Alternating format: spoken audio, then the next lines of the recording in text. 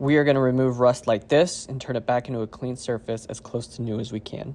Had a joiner at work out on the display floor, and it started getting a lot of rust on it, people touching it, and just moisture in the air. And so today we're going to use some good old faithful WD-40, and I'm going to go ahead and start by spraying it on every stainless steel surface that is exposed and that is getting cleaned, which in this case is the entire machine. And eventually you're going to see me actually put on a latex glove here in a minute. What I'm doing with that is I'm just evenly covering and spreading out that WD-40 so it's not running down the back fence or not unevenly distributed. This honestly probably isn't necessary, but you know, I had a glove laying right there, so why not? All right, so this is a maroon abrasive pad. This is a little bit fine. And then I used a sander. I took that sander though, and I turned it down to the low setting to start. I did end up raising it up to like number 5 again.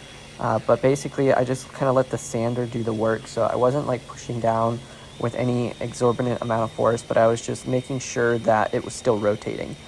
The orbital was doing its job. So not pushing down hard, just making sure the orbital is doing its job, letting the sander do the work.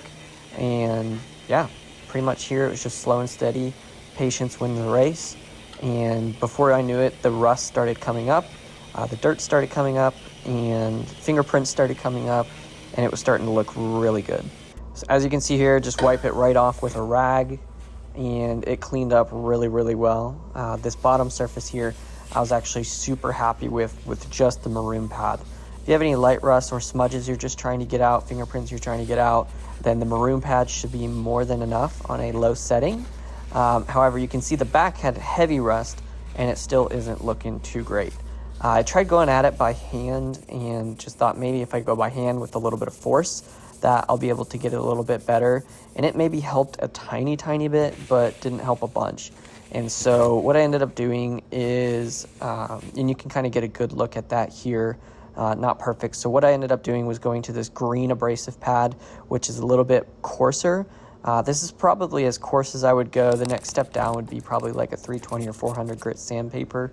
But basically I just coated that again with some WD-40 and did the same thing with the sander.